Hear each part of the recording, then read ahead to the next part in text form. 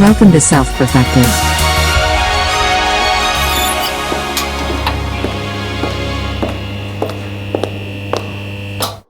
There that guys. All right. Hello, everybody. What's We're just jumping right into our conversation. We were talking about G Unit. yeah, raise your hand if you remember G Unit. All right. If you were a G Unit. Raise your hand if you liked a G Unit. Raise your hand if you remember Gun It. Some people have no idea. Some people know. Anyways, but that point you were making, Mitch, because it's like we were talking about some songs and stuff and the association with them. And Mitch, you were saying about this particular song. What were you saying? Yeah. So Cameron said, "You know how we do." And then what's funny is the first thing in my mind, I thought of the song "How We Do" by G Unit, because as a child watching MTV, just getting programmed by that every single day over the summer. And then because it's funny because then Christine and Cameron both basically it turned into a musical for about 8 seconds where Christine is like singing and dancing like "This Is How We Do." Who's that song by?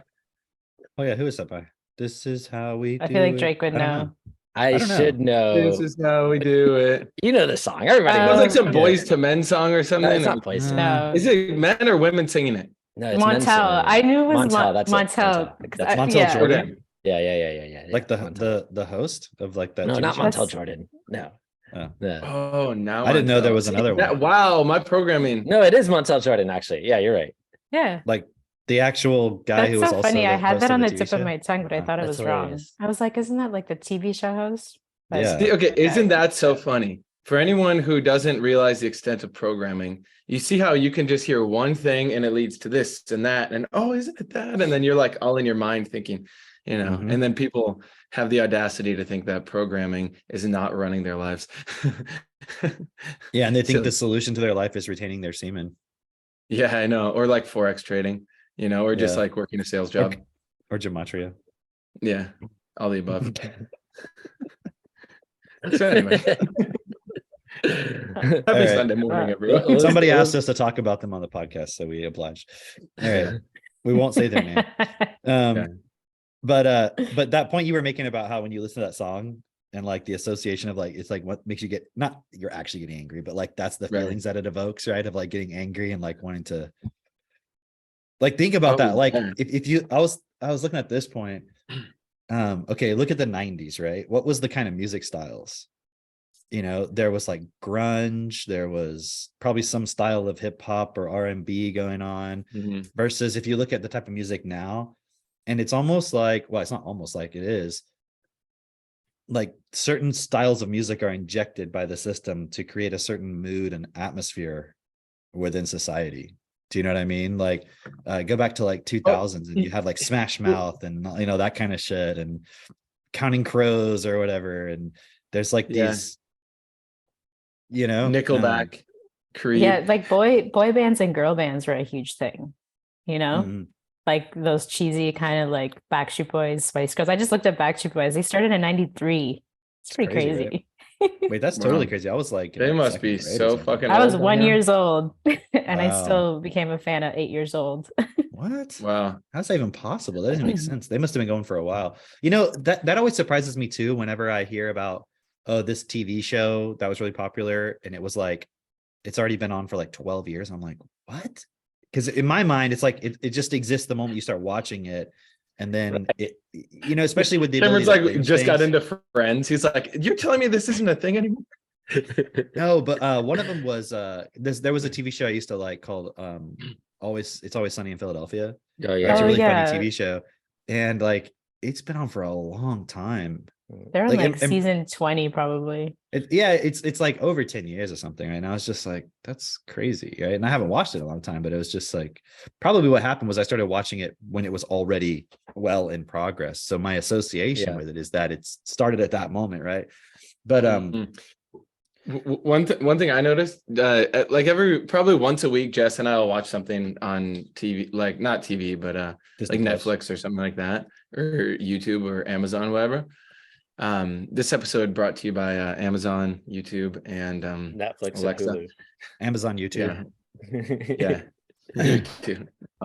I never got into YouTube. I thought they were just so YouTube? cringy, but YouTube, yeah, YouTube. Yeah. Don't worry, I like YouTube.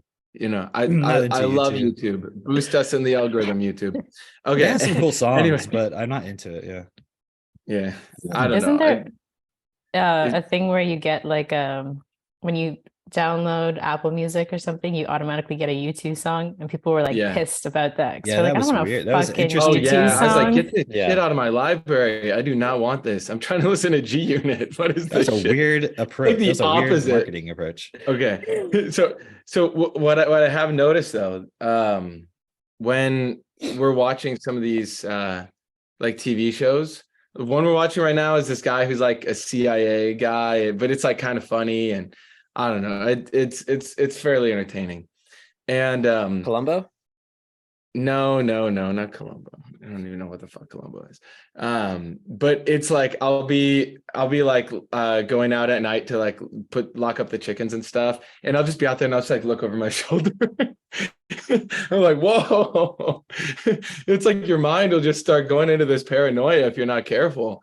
And I mean, I guess I've done my process for long enough to even see that happening. So you can see the thought come up. Yeah. Yeah. So no wonder so many people are just so brainwashed and just going along with everything in the system. And like, I could even see how you would get to the point automatically where you wouldn't even stand up and try and change something. So like in the show, for example, they're portraying how like there's this CIA person who used to be in there, and they're going to reveal these secrets. And then like this one guy has to go travel somewhere, and then he's getting followed and all this stuff.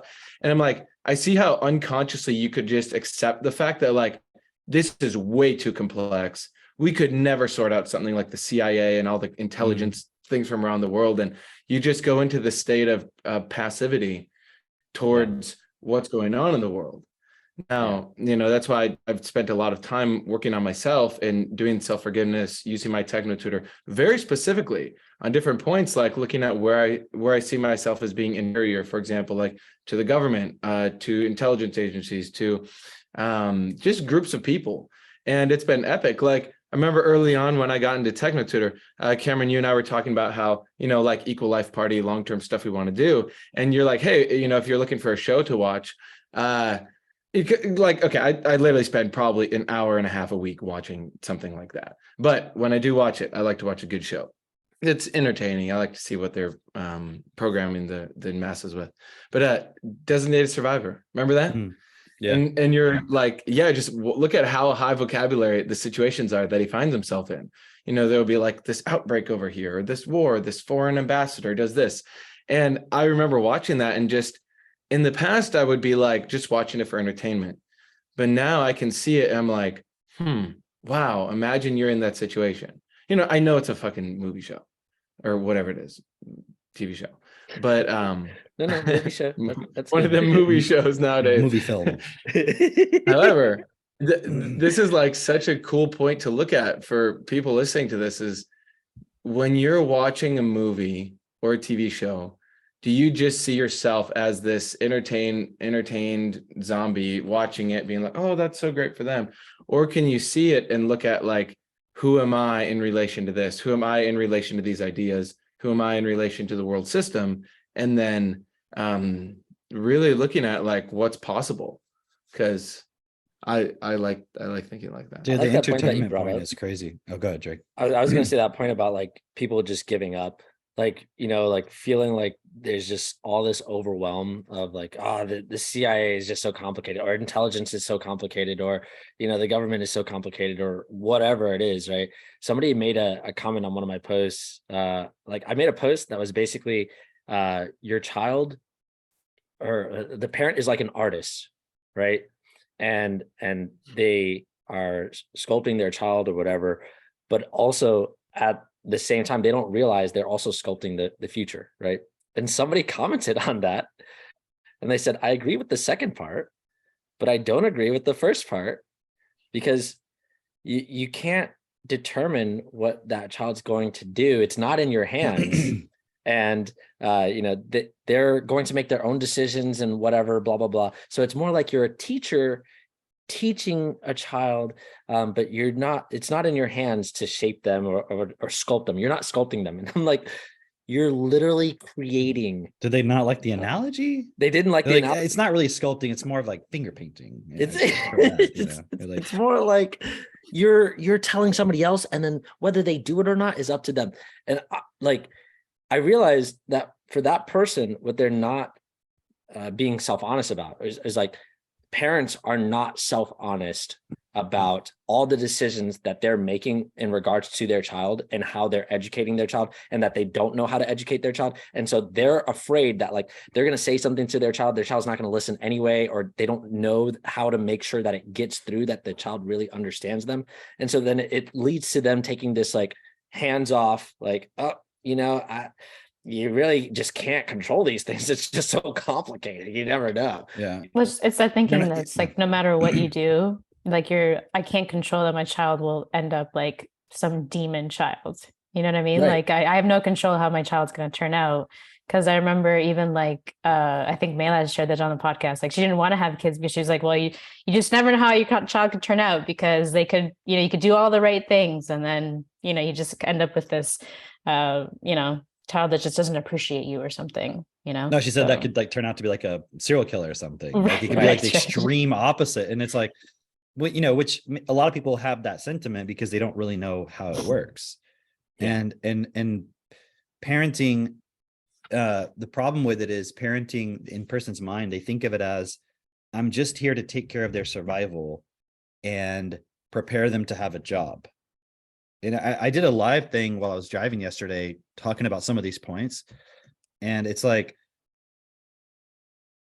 you as a parent, that's your purpose. And you don't know how to support your child to develop a real purpose. Because if they had a real sense of purpose of like, I'm here to create a world that's best for all, then wouldn't all their decisions that they make be shaped by that starting point? Right. So it's not yet. I mean, obviously they're going to make their own choices, but to say that you can't influence them. Now, think about this. Do you think that Bill Gates and the Gates Foundation or the World Economic Forum or fucking BlackRock, or, you pick your favorite, group that influences things. Do you think that they don't think they can influence? You can't influence a child in their choices. Okay. Can you influence adults in their choices? Yeah. Like, Of course. obviously. Yeah. So you can influence a child even more so because you're putting the inputs in the first place to determine. The thing about influencing an adult is you already know what the inputs were. So you're just working with them as they already are. With a child, you can actually determine the inputs. If that weren't the case, you wouldn't have all these people growing up now thinking they're trans and shit or whatever. Right. Because those inputs are being put into them. Yeah. So parents, they don't understand their real role because they're still thinking of it as like, I'm just here to experience life and just to be here. And like, so they don't actually believe the second part. Right. They don't Obviously. actually believe that You because can't. you can't say I'm shaping the future, but I'm not shaping my child. It's like, well, then how are you shaping the future? In Right. what way? Right. It's like you're just lying. Yeah, but they can't make the connection.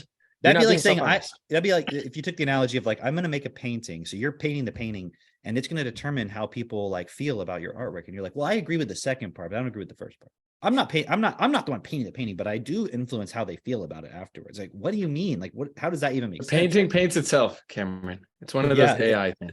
So it's like this point of, I think I agree with you in sentiment, in principle, but there's like a cognitive dissonance of I don't know how to actually do anything about it. So I can't agree with it because then I'm putting myself in a bind where it's like a catch-22. I can't do anything about it. So so the mind is just like, no, it's not possible or something. Right. They just simply don't know. And one of the cool things about reading Creation's Journey to Life is you start to see this point of, I think you posted that one recently, Christine, about children are not born with instructions. That's a great one. I was just looking at it just now because that's exactly. Are there any point. cool points exactly? Can you are there any cool points that stand out in it? I mean, I'll just send it to you guys so you guys can see it for yourself. Okay, but it's just what cool day is because it it's timeline. It's like 110 here. Okay. Oh, that's right. Okay. Nice. Okay. But it's just cool because like as I'm reading these, I'm like, this makes perfect sense because it's like, who has the most influence on your child? The parent, obviously. But then it's like there's this disconnect of like for this woman, for example, that commented on this post, it's like you are saying that the future is the children but then you're saying that you have no influence on the outcome of that, which it's like you're clearly you're not seeing the common sense logical, like almost like a math equation. You're not seeing that 2 + 2 = 4. Yeah. You're like, I don't know what these numbers are, but it definitely equals 4. But that's a good point. People add numbers together, but you can tell what the answer is going to be. Like, what? I was, I've been like slowly but surely clipping like previous episodes into small clips and putting them up there. I put 2 of them up already. And there was one I was looking at, which I haven't clipped yet, but it was about us. It was like from, it was from, I think, episode 10, Education for the Apocalypse, I think was that one. And we were talking about math and like, what is math actually, and how we learn math in school and all that. And we were talking about mathematical thinking, and like the point of just essentially what Christine was saying is like, you can't put it together. Yeah. And so we go to school and we learn math apparently, but we don't learn how to think mathematically. We just memorize some math facts, but we're not like actually tested. And like with our kids, for example, when they're making a decision about something or choosing something, we're always like, well, why are you choosing that? Like questioning their choices. So imagine if you going around in your life as a parent or as a person saying like everyone has their own right to choose. Well, of course, you're not going to think then you have a right fundamentally to question your children's choices and influence them. Yeah. Because you're like, I want to retain I was going to say semen, but I'm not going to say that. I want to retain my right. Sorry, I got semen on the brain. You already let it go. You already let it go. People who retain their semen earlier. Once you have that kid, you've already let the semen go. So I was gonna say you're at 3 kids, so we know you're not retaining your semen. No. At least 3 times. I couldn't. I lost all control. All self-discipline went out the window. Damn. I am further away from enlightenment. If think about it, if you're retaining your semen, you're just fucking yourself. Anyways, what are we talking about? Oh yeah, like you're not you want to retain your point of like, I have a right to choose, which again we talked about that, like it's a total fucking illusion, but right. But it's like you don't want to direct your children's choices. And what it is, I know, because I mean, as a parent, it's like these points come up where you just want to go into your old, it's not even just want to, it just comes up. Like you go into a program, and when you can stop it, you go like, wow, that's just something that was done to me when I was a kid. So because you don't know how to question that, you don't have the tools. Like this person, I don't know, I'm assuming they don't really know what we're doing or what it's all about, right? Okay, assume it's a random person. Just random. They don't have all of that. So they can't even imagine, oh, I'm influencing my child's choices through me automatically running a program. Yeah. Because I'm not actually challenging my choices, so to speak. Right. And then I could change that, and therefore I could change the outcome of what's imprinted on my child, and that would therefore influence their choices in a different manner. So, but go ahead. I was going to say to that point of just like you mentioned something the other day about, I think it was last week, about whenever the kids are going into like, oh, they're doing this, and then they did this to me, whatever he said, she said, you support them and like, hey, you can stop that. You can stop going into this energy right now and then resolve the point. Like you don't have to continue like elevating this thing. But most people will not do that for themselves. Most people weren't supported that way as a child, so that they automatically go into that point of just like, it's like a blame cycle. Right. And I'm just running this program. The energy's already here. I'm right. I'm not going to question it. No. Right. I got to let this thing play out until it's done. And then, but you can literally stop for yourself. I mean, obviously walking this process, being able to see it, like what Mitch was saying at the beginning of this, like, because of this process, we're actually able to see the thoughts as they're coming up, and then we can stop them and go, wait, I'm not going to actually participate in that. Like even with Christine and I, whenever we have a disagreement, like we don't let it get to a point where it's just like spiraling out of control. We stop and like, okay, I hear what you're saying. I'm not going into that energy. What's the resolution for this? Like what needs to be done? Okay, cool. Let's do that. We don't make it this thing of like, but then you did this, like I can't believe that you even thought of that, and now we're having this argument or disagree, like conflict or whatever. It's like, no, it's like, oh wait, when you said this, I was thinking this. You're not okay. All right, well, all right, let's do this. Great, done. It's like actually stopping in that moment. Yeah. So here's, I think, an interesting way to like tie it even deeper. When someone hears what we're talking about in this group and they become aware of the principles and the tools, and they realize like, oh shit, we got to change. Like, I got to change. The world system's got to change. What do y'all see as that deeper layer of programming that comes up in that moment? Because like, you can listen to this podcast all day long and you can have ideas. And I know the conflict of, you hear this and we're like saying some things that might be very challenging to your program. And you're sitting there going, well, shit, this makes a lot of sense. But how the fuck am I going to bring other people this? Before you say what it is, Drake, I want to give like the symptoms of how you know you're in that state. Okay. If you're going, yeah, I agree with pretty much what you're saying and like most of what you're saying, but there's some things I disagree with. And you say like, well, what is it? And then you say, oh, just that, like, it's the only way to do it, or you guys just know all the points, or like best for all, like how everyone has to do it this way, or everyone has to do it or something. Like, those are the signs that like it's not a real argument, right? That's just you reacting to the point of like, I am reacting, my programming is coming up to stop me from actually doing it, right? Yeah. What were you gonna say? Yeah. So I forgot what the question was, Mitch, but I remember my answer, which is the important part. Yes. Just go. Yeah. But basically it's the program that's coming up is people think, oh, I make a decision right now, and that decision is I'm going to do what's best for all. But the program that's like playing out, which is guiding their thoughts, is I need to make money. I need to survive. My parents raised me this way, as like, I got to do these things just to survive. And it's that's the current system. Like, right, you're fighting for the current system to remain, basically. Yeah, it's the overriding program that is unconscious, that you're not even aware of, that's what's making your decisions. You're not making the decisions based on, oh, I'm making a decision that's best and I'm doing what's best for all, whatever. It's just like, oh, but how am I going to survive? It's like the internal question that you're asking yourself, or like, yeah, but I want to have a good time. I want to feel good. Like we can do that later.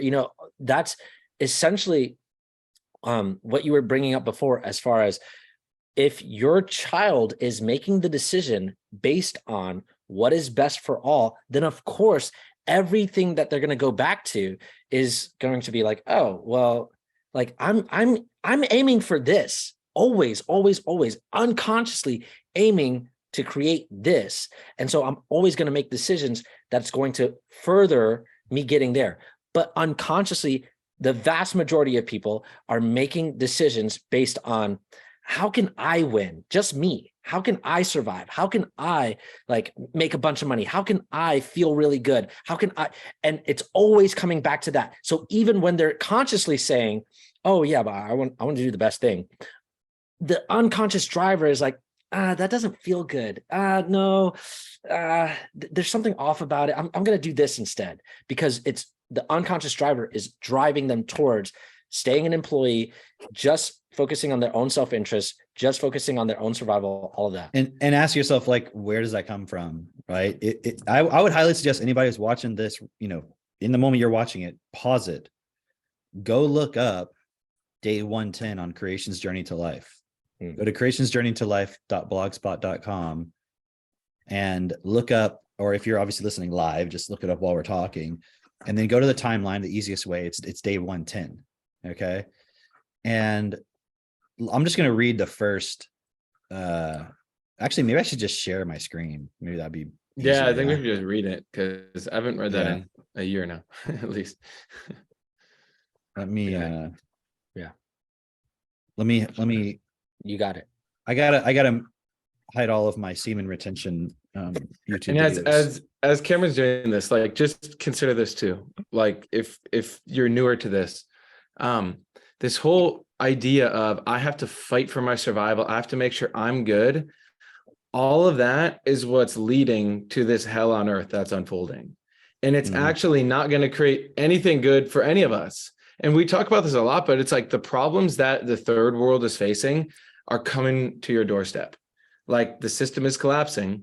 And so this whole idea of perpetuating the old system, it's like you're fighting for what's dying instead of just manning the fuck up or womaning up or whatever the fuck your gender is nowadays. Non-binarying the fuck up. Yeah, non-binarying up. Cat wolf up. to look at what is the best outcome for everyone. Because you can actually just reason it out. And that's what we're going to get into, where you're going to experience way more happiness anyway. You're going to have way better relationships anyway. There's going to be way less ups and downs in your life, because when you're focused on creating the best outcome for everyone, which includes you, it just, everything works better. It's like everything in my life started working when I actually made that decision. Be the phoenix rising in the ashes. How about that?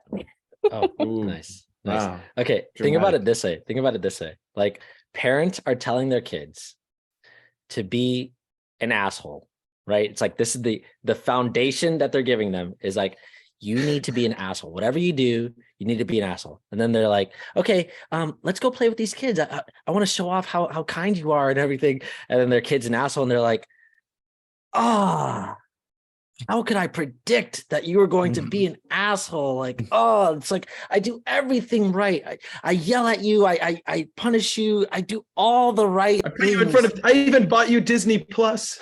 I bought you Disney Plus and I played all the fucking movies that you're supposed to play that's supposed to teach you how to be an asshole. I took you to Disney, Drake. Okay. I took you to that G-Unit concert when you were 3. You fucking little asshole. You made me look like an asshole in front of my friends. How can I predict that? Like, that's essentially what parents are doing, because you're telling your kids, okay, it's a dog eat dog world out there. You got to survive. They're watching you lie to people. Like they're seeing you do it. Kids are not put you in church. Dumb. They put you in church every Sunday where they pay lip service to the idea of Jesus, and nobody they watch you listen to this pastor and go like, yes, Jesus. And then the very next hour, you are fucking, fuck you. How dare you cut me off? You're trying to watch football. I remember that as a kid. I'd be in church. I'm like, when is this over? Oh, we're only at this part. This sucks. I'm trying to get home so I can watch football. Right? Such an American thing. It's like, it's I need to go home to watch football. It's funny because it's like Cam was saying, right? You have all these unconscious programs guiding you, and then you're wondering why your kid turns out in a way that you don't like, and yet you're guiding them in that direction the entire time, and then claiming that you don't know how to, like, it's not in my hands. It's not in my hands. It's just like, the kid's just going to sculpt themselves, essentially. It's like, if that's you and you go, it's not in my hands, you should just grab your hand and just swing it at your face really hard. Okay? And then listen to what's coming out. Exactly. You should just grab your hands, swing it across your face a couple of times. That's a good start. Like, harder than you might want to. Yeah. That's where you should start. And then realize, like, you're being an asshole by, like, it's basically, you're not taking the responsibility of actually being a good artist. Like, a good artist isn't just like, I just slap some paint on some paper and boom, voila, like, I'm an artist. Like, no, you actually have to take the responsibility and the discipline of yourself. It's not your child that you have to be like super strict with or anything. It's you yourself you need to be really strict with. That's the problem, is thinking when parents try to take parenting courses, it's always about the child. Yeah. It's like when you go to a psychologist, and it's rarely actually about you changing anything. It's about you, just how you react to what everyone is doing around you. Right. So this isn't only about how you discipline your child and support them. It's also about yourself. I was just thinking this analogy of how parents can understand how you influence your children. It's like, imagine if you went to a dance school to learn how to dance, and your instructor was telling you one thing, but then when they demonstrated it, they were doing something totally different. And so you're learning more from watching them than what they're going to say to you per se, although that's going to influence it too, but you're going to interpret that through what they're physically showing you. And so children learn through absorbing the patterns, and your speech is a part of that. You can't really separate the two, right? You can't. It's like a parent would say, it's like if I ask you, should children lie? You say no. Well, at what age should they be able to lie? Well, you shouldn't lie. Okay, do you ever lie to your children? well, I mean, Santa Claus isn't really lying. We're just pretending. Well, I'm pretending and they don't know about it yet. Right. And it's like, do you ever just like when you tell a child, don't lie to me, do you get angry about it? Or do you explain to them, what do you mean by lying? Right. Why they should or shouldn't tell you the truth in a particular point? Like, do you actually explain it? I'm going to pull up that. And like with that dance instructor analogy, right? So it's like you have a dance instructor who's saying one thing, they're doing something else, but in the context of this dance instructor, they're so programmed to like they can't even see that that's what's going on. And that's the situation that we find ourselves in. Right. It's like people, there has to be some little spark of life left in that dance instructor who can go, hang on, what's actually going on here? And like that's the moment where we can catch people, because everyone's still got that spark of life in them. It's just on us to be there to support them, to prod and to slap and to find different ways in, so that person can really start to question and realize, wait, how much better would it actually be if I gave the right instructions and I demonstrated it properly, and think how cool that would be, and that's this process in a nutshell. and to clarify the point too, when I'm talking about, they're going to learn more from what you do than what you're saying. That's not to downplay the importance of what you say. It's just that what you're in that context where what they're saying is not aligned with how they actually live and their actual starting point. This is going to have no effect, the words, because they're not real. Yeah.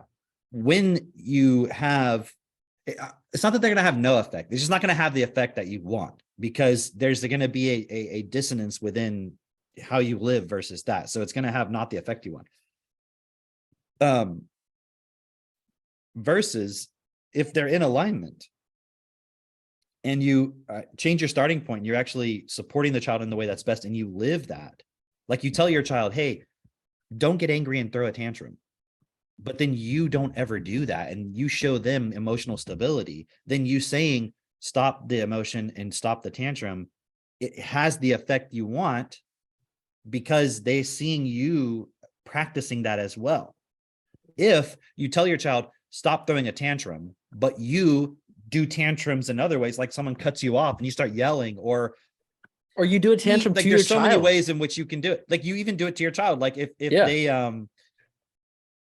they do something you don't like and you start yelling at them, you're doing a tantrum. Yeah. And so they're going to learn that. And then they're going to learn that, what it's going to happen when you tell them don't do tantrums, but you do it. They're going to learn self-judgment.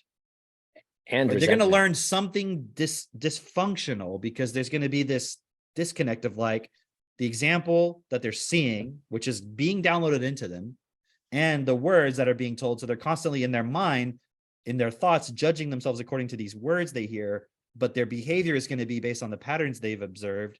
So it's going to create total dysfunction. Yeah. And how many parents say, do as I say, don't do as I do? Yeah. Yeah. And you're giving them internal conflict, right? And pull up this is the point where it's like they become, what's that called? Basically like when they don't know themselves, man, know thyself. Like this is, you're supporting your child to be very confused about themselves even. And then now you can see the culmination of that. Yeah. Is all this transgender stuff. And it's not, this is one example of it. Right. Yeah. Cam, can you explain, just for like people on here, like what do you see as creation's journey to life? Like, I don't know. I mean, you spent some time with Bernard, like just for people who haven't really gone into it yet, what is the purpose of someone, or like, what's the benefit of someone like going through this? Well, it says it right here. Oh. Right. In this journey, the patterns that constitute what we have accepted as our reality will be deconstructed through self-forgiveness and reconstructed through a commitment of correction to that which is best for all life. So he's just literally breaking down patterns and explaining to you how to understand them in a way that to realign them to be what is best. Right. So you have to read these. Like it's not even a choice, right? It'd be like if you were trying to study mathematics and your instructor was like, you gotta read the textbook, like otherwise you can't. You gotta learn the numbers. And you're like, and on this point too, and it's going to go into a little bit, but it's like with parents, if your child goes to school and they're having trouble with math, that's your fault. I mean, You may not have had the education to do anything about it. Okay, so it's your fault in the sense of, like, if you could have done something about it, you could have. It sounds tautological, but my point is, like, if my children, if they went to school, hypothetically, they wouldn't have math problems. Because, and I know they won't, because I know they can do math because I made sure they could. Yeah. If your child can't understand why 1 + 1 is 2, who's the problem? So it's like this point I notice when children have issues in school, their parents are always like surprised about it because they just thought all of that will happen in school. It's like, what were you doing with your child all these 5 or 6 or 7 years before they went to school? Like, what were you doing? What are you talking about? We were just having Managing fun. them. Like, weren't you like ever laying in Playing. bed going like, hey, do you know about numbers? Like, let me tell you about that. Because how would they know about it otherwise? It's totally artificial. They're not. There's Yes, another point. numbers exist in an abstract way in our reality, in the sense of our numbers can describe things that exist, but the numbers themselves do not exist in a natural way. Yeah. What are you gonna say? There's this idea that's like another point anyway, that the person is not taking the responsibility to really shape their child. They're thinking like, oh, they're just going to get it from somewhere else. Oh, like I don't have to do that. School's going to do it or whatever. It's like, no, take the responsibility to make sure they know that, like really take the full responsibility. You're the fucking parent. It's your responsibility. But what would the parent's objection be? Well, I don't have time for it. I got to go to work. I mean, I Right. know they may not say that, but that's really what it is. And then I don't have Right. time at night to lay in bed until 10 o'clock at night discussing numbers. Or I don't know it because I never learned how to teach that. We have a system where their purpose is to go to work and not to know that, so the child can go to school, so they can not know that, so they can go to work. Right. Look at the first sentence. I forgive myself that I have accepted and allowed myself to not realize that children are born without instructions. Okay, so that's the first point of realization. Okay, yeah, we know this, right?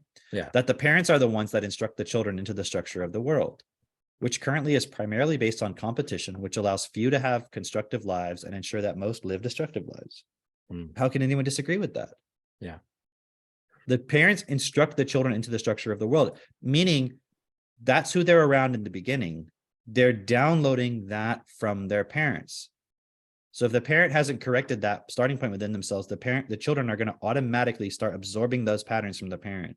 So this isn't even if a parent's like, I don't know what to do about it, that's why you have to walk the process. And that's why we have to, even to the degree that you can, do this to support others to go further. Even if you can't do it all the way, because that's where you're at in your life, right? I'm just looking to see if there's any other point like that point right there. Yeah.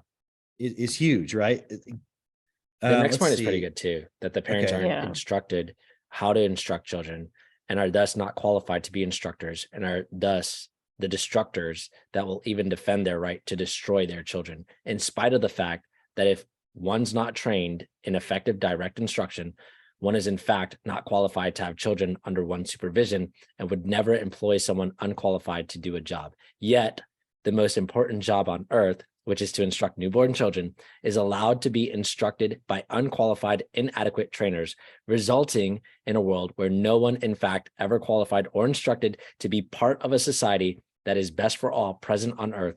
And although lip service is paid to the ideals like love thy neighbor as thyself, it is never actualized as the parent as new life, unqualified instruction, never learned the practical implication where love thy neighbor as thyself actually exists. That is so good.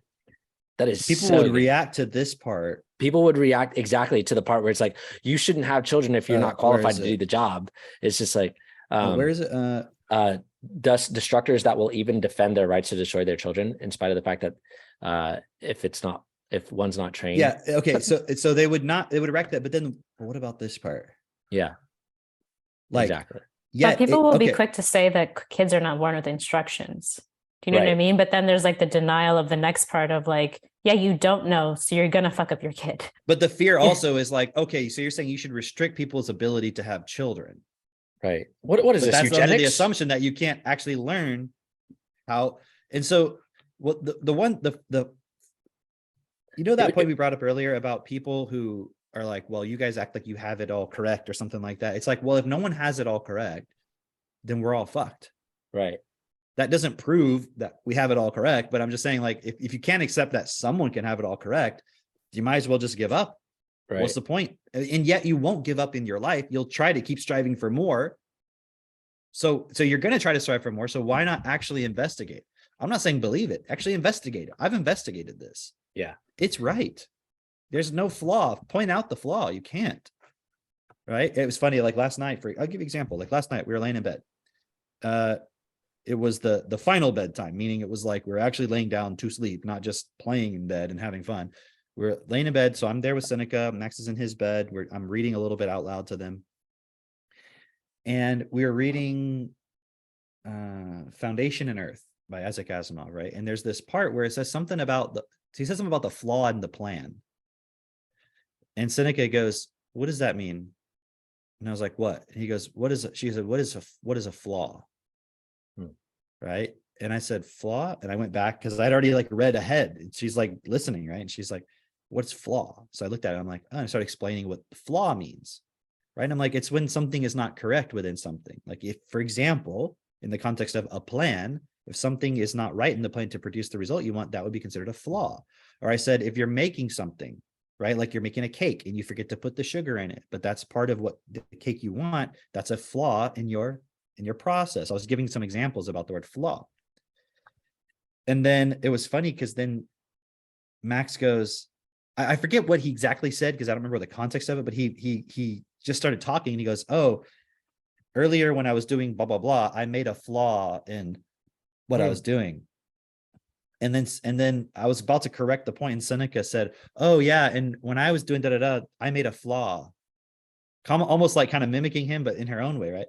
And I was like, okay. I said, well, now look, the way we use the word is we don't say we made a flaw. Like you don't say like, oh, when I was,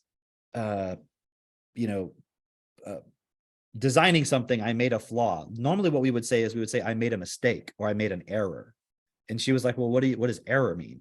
And I said, well, it means in this context, the same thing as the word flaw. It's just the way in which we use the word in our language when we're speaking, the way we express it. We would say there is a flaw in the plan, but we wouldn't say I made a flaw. Like I was riding my bike and fell off. I made a flaw. You see what I mean? Versus you would say like, I made an error. You made a mistake. You see that? And I was explaining to them the way in which you would use the words and different words and the meanings of them. And that's just and then it was like, cool. Yeah, that makes sense. Okay. And we just continue reading. And so parents, I mean, and that's just one example. Yeah.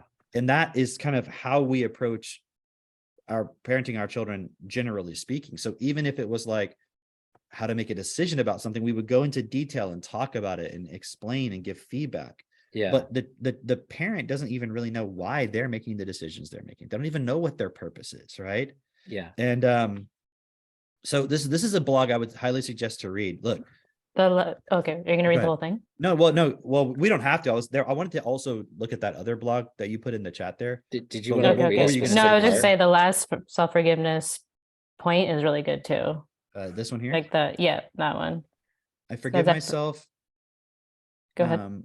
I forgive myself that I have accepted and allowed myself to not realize that this ignorance is perpetuated by instructing children that they must learn through their own experiences without realizing that these experiences will be based on inadequate training and thus will be inadequate. And that this will lead to inadequate realizations that always justify the way the world of ignorance functions. But because the characters built by parents were instructed to protect their ignorance no matter what, any real practical common sense instruction will be ignored unless it leads to survival, and thus ways to make money, as money is presented to be the road to success for the ignorant that must in all ways be protected, as survival is the ultimate fear parents instructed as the foundation in their children. It's exactly what I was saying earlier. It's like I Right. read this before.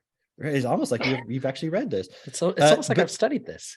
But this is the point, right? Like the parent is putting that into their child in so many subtle ways. And that's the thing, is like the parents don't realize how it's like, think about the word direct instruction.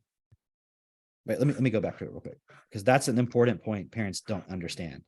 As you're looking for that point, there's something that you were saying as you were talking about how Seneca was asking you what is a flaw and all this, and how they were able to just, oh, okay, then they start making sentences with it and they're putting these things together. that is a result. I want to share this because like people might think like, yeah, well, my kid just doesn't do that. But like that is a result of you having built their vocabulary From the beginning, and done, from the very beginning, all that instruction. And then it made me think of this, of just like, it'd be interesting. Obviously, this doesn't make any sense. But as an interesting thought experiment, if you had another child that you did not do all that groundwork for, and to see the difference of what that would be. And then I was thinking as well, that would be unethical, right? That, like, at this point, with what we know, that is unethical. It's unethical to, whenever there's feral children, scientists go crazy, psychologists go crazy, because it's like, we're not allowed to put somebody in this kind of environment and just let them be. That would be unethical. Yeah. But, we're excited when we get to study that. And the point that I'm making with that is, at this point, it is unethical to not raise your child with technotutor. It is, because especially knowing what we know, it's like, wow, that is so much more advanced. You would be putting that child. People will react to that, and they'll be like, how dare you say that? But if I say you shouldn't lie to your kids about Santa Claus, they'll react in the same way. Like I'm saying, like, in other words, people would say you shouldn't say that you should have to use that, because people will then go, oh, you're just trying to make money. It's like your product. Oh, and it's like, the only reason I'm interested in it at all is because it is best. Right. So people will try to use that against you, but then they'll go to work the next day and they'll say the same shit about what they do. And think about it. People would get so mad and they would say, I have a right to tell my child about Santa Claus. Yeah. But you can't say, well, you have to fucking or let me reverse it. What I'm saying is, if I said you shouldn't tell your kids about Santa Claus, you see what I mean? They would be like, they would say in some form or fashion that that's abusive. Right. You're it's so funny because them. You're right. Exactly. But it's of no value. Right. Right. Exactly. But it's just like, okay, you're a parent, right? I would like to think every parent wants this, but who knows? You can't want what you're not programmed to want. Yeah. Yeah. Right. And like people claim, right, that, parents want what's best for their kids and they want their kids to succeed and be happy, be fulfilled. And now here's the way to make sure your kid can understand every word, every idea, every concept, every part of school, every part of education. They can read any book. They can have confidence. They can have high self-esteem. Here is the way to do it. Like, what possible objection could you have to that? Like, how cool would it be as a parent, and you're looking at your kid and you can have a full-on conversation with them, and you can share ideas with them, and you could spend hours and hours talking with them and playing with them at a high level. Like, I mean, that's on me and Jessica. So the blog right before that 110 talks about, there's a few links because it's talking about some feral child that was found with cows. And they were like, oh, like read these or watch these videos for reference. And there was one like commentary to that Guion made. And it was like, yes, like what Drake said, that people go crazy about like how unethical that is. And obviously, like, like it's not best to raise a child like in the wild like that. But he's like, what is not kind of extrapolated from that is that people don't make the connection of like, that means that humans are programmable. You know what I mean? So it's like, you don't actually understand though, or like what we're not putting together is that as a being, like everything that is put into you is what you become. So that's why it's so cool with the feral things, because the feral children, because it's like, oh, if you're raised with cows or wolves, like you'll act and do everything like them. The same thing with your child. And that's what the parents are not understanding. Like you are able to program. The cow is not an expert in teaching their child, like a human child. And yet the child becomes that. So it's the child is an expert in learning naturally, which doesn't mean they're going to go off and become a calculus expert just on their own. The problem is using the word natural. They think without any input from another person or environment, they can just anything can happen. It's like, no, natural means they're going to absorb automatically. But whose responsibility then is to craft the environment then? You see what I mean? It's like if I know you get really cold, like you just very easily you'll get super hypothermic or whatever, just at nothing. And then you come to my house, whose responsibility is to make sure that it's not too cold in the house? Yeah, yours. From the perspective that I know. Yeah. You see what I mean? So as a child, they're coming into they're totally at the mercy of the environment and the people around them. Everything is affecting them and they can do nothing. They can't, I mean, they just shit and piss and like that's it initially and breathe. That's it. Yeah. They can't even feed themselves, nothing. So it's the purpose of the parent. So imagine, like, would you think it's okay to take a newborn baby and just take that baby away from, like, right away, the moment it's born, and just start blasting like death metal 24/7? No. I'm sure a person can imagine, like, wow, that would really fuck with that child. Or what if, like, the moment a child is born, like they see their parents like murdered in front of them? Like, I mean, haven't everyone heard of Batman or Dexter? Do you know what I mean? Like, we know these things influence. So what parents don't understand, I'm not mad at them because they just don't understand it, because there's an education system that's by design making you focus on a bunch of irrelevant shit. Stuff that seemingly has value, like mathematics, but even the way in which it's being presented, it ultimately becomes of no value to you. So it's like, oh, education is that, when it's what we're talking about right now, which is the subtle stuff. It's the way in which you talk to your husband, and the wife and husband talk to each other and resolve conflicts between themselves. The children are learning that. That's educating them. And so the parent rarely looks at it as direct instruction. They think direct instruction is just, okay, so that was that point I was highlighting on that blog post, is this point of, oh, hold on, I went to the one you were talking about. Let me go back. This one here. In spite of the fact that if one is not trained in effective direct instruction, one is not qualified to have children under one's supervision. So that example, when I was talking with Max and Seneca in the bed, was an example of direct instruction. Not just leaving it up to chance. Right. How much do we leave to children's imaginations? And then we allow their imaginations to be so when your child is watching a Disney show, they're being instructed. It's not direct, but it is, because that's what they're being presented with.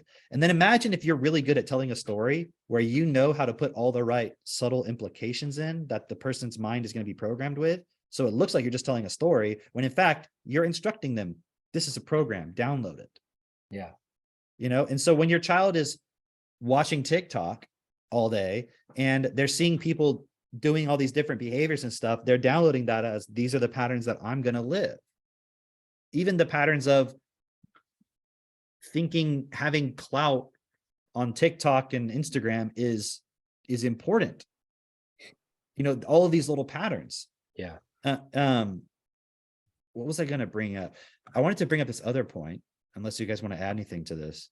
I just want to say, I've heard this a couple times in the past few years, that kids nowadays, so Gen Z or whatever generation it is, they trust their favorite YouTuber, and they would rather spend time with their favorite YouTuber than what they would consider to be their best friend. Oh yeah. Wow. Isn't that wild? Hey, check this out. I was just looking at this one too before we go to the next one. These two right here. Oops, this one. I commit myself to show that all education and intellect on earth is based on the foundation of ignorance, to disregard the fact that the initial instructions of a newborn child were inadequate, and thus at root cause for a world and society that live in ways that do not honor life or each other, but only honor survival as successful living. Check this next one out. I commit myself to show that the foundation of positive and negative results that are used as self-motivation in the game of survival are based on ignorance. That specific point. Okay. You take anybody. They're totally motivated by positive, negative. Yeah. In everything they do, whether it's at work, whether it's what someone said to them, whether it's the thing they bought, they received, the show they watched, it's positive, negative. Why, when people go to church, they're trying to feel positive because they feel negative, and they're trying to keep the positive going. when people, like people join spirituality and new age and all this stuff, and they're like straight up telling you focus on the positive. This is a mind game of positive negative polarity that is not, all it is energy. It's just the flow of energy. And then we even have people believing that that's what's real, energy, and not even physicality. Like, this isn't real, it's all about the energy, it's all about that. That is literally like, okay, imagine for a moment, it's a 500 years in the future. Humanity has been taken over by machines. We are been plugged into a matrix because we're batteries. Okay. And then now you're walking around in the matrix. All right. And you're like, and someone's like, there's more to life than just being here and doing what you're doing. And you're like, no, it's all about energy. We're here for energy. And the machines in the background are like, all right, specimen 375 is correct. Is saying the right thing. He's upholding our survival. Do you know what I mean? Yeah, yeah. But the other guy's a threat because he's challenging the point of energy. So why, of course, a machine would want everyone to argue that what is real is energy and positive and negative. And so the parent, just by in the way in which you live your life, focusing positive versus negative, you're teaching your child that that's what's important, but that's not who that child actually is. Yeah. Hey, Jess. All right. You're just over here focusing on the positive. I feel very positive. She brought me having a child, just especially at the newborn infant stage, it's like you can't only be focused on positive because there's so much of it that is seemingly negative from the perspective of the parent, especially the mother. And so to give the child what is best, the mother cannot be focused on like, oh, I only want to feel good. Right, Jess? I mean, obviously you don't allow yourself to feel bad, but you have to not be in that game. Because then you just you get resentment on the child. What were you gonna say? A great example of that was last night.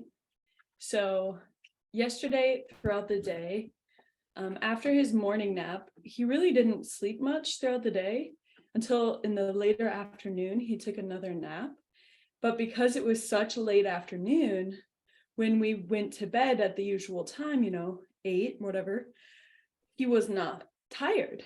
He was like ready to move and be up. And so literally he didn't fall asleep for the evening until like 11:30. And so from that time, from 8 to that, it's like I could have been frustrated. I could have been angry. I could have been like, I just want to sleep. Why aren't you going to bed? Like, I could have participated in all of this negative, but in reality, I just was stable for him. Like, I understand why you're not sleeping right away. I'm here for whatever you need. And something that I like to say to him is, whatever it is, we'll figure it out together. Because right now he's not at a stage where he can voice, like say with words, like what's going on. I just have to pick up on the signals and be very present with him to know what he needs.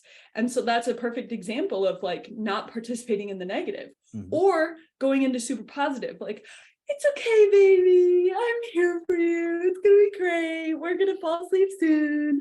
It's like, no, like he doesn't need that. He just needs me to be stable for him. It's like the real valid, if there would be a definition of like positive in this context, it would just be, is it a +1 for life or not? Like, is it actually adding to collectively what's best for all or not? So imagine the two parents, right? So imagine the father is like, what the hell? Like, I wanted to be able to be with you and watch some Netflix tonight, like, can that baby just go to sleep? And you're participating in that, like, oh, I just need to spend some time with my husband and like, I need some me time and all this. And it's like that, it's those patterns that a parent has to challenge. It's those, and it's so pervasive. There's a million ways in which those patterns are still there within people. Right. And that's what's being imprinted on the kids. So instead of it being so then when a parent then later tries to instruct the child, the child has no trust in them anymore. Because anything you say it's just like, you're not even talking to a person anymore. You're talking to a positive, negative polarity. So it's like, motivate me, stimulate me. you know, avoid the negative. Yes. So then you wonder why. So then why do you have to use so much force and threat to get them to go to school? Because there's nothing positive about it. So they so you have to create fear. It's like, well, if you don't go to school, you won't get a good job. And it's like, the problem is how many kids now are seeing through that? 100%. Like majority of them. What are you It's gonna say, like Jess? instead of speaking to a person, you're just speaking to a pattern. And that Right. pattern is from yourself being projected onto that child. And the things that you're experiencing and the feelings and emotions that's coming up for you, you're putting the blame of that on the child. You're like, I'm feeling bad because of you. This is happening inside of me because of you. When in reality, it's just your fucking instability.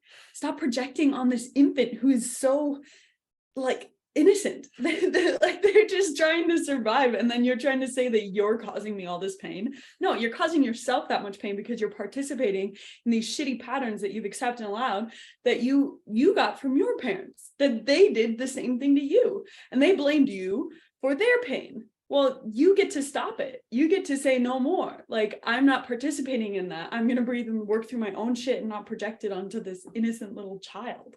Look at how in that context a parent would not put up with any sort of real, you could call it sacrifice for a moment, but it's like all you're really sacrificing is that game, because it's like you just have to be there. Like the sun is there for you to give you light.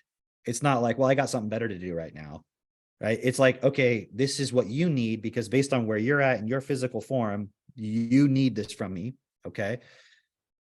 And a parent would be like, no, just let him cry it out.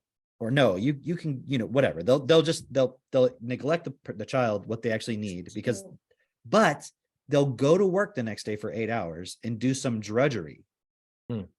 Where it's like, in that case, it's like they're suddenly like submitting them. It's like a fucking slave, but they won't be a slave to their child. You see what I mean? It's like you want the child to be a slave when they grow up. So you don't want to be a slave to them. So you have to be the master of them. And they have to be your slave instead of realizing you're the slave. Like whenever you have more vocabulary, you are the slave. Now, obviously we can redefine what we mean by that. And what I mean is you're the one who's in the position where you have to give before you necessarily will receive. And isn't that what the corporations use as their people? You give for 2 weeks and then I'll give you something. So you're my slave. But then we won't treat ourselves like that as the parent. We won't see it that way. When it's like, and then it's funny because like we talked about this before, then in the modern feminist movement, they'll be like, oh, women, you don't want to stay at home to be a slave. And it's like, why not? Because don't you want the man to go to work and be a slave? Annoying. So you want to go be a slave for something else, not your child, which would change the foundation of our human society?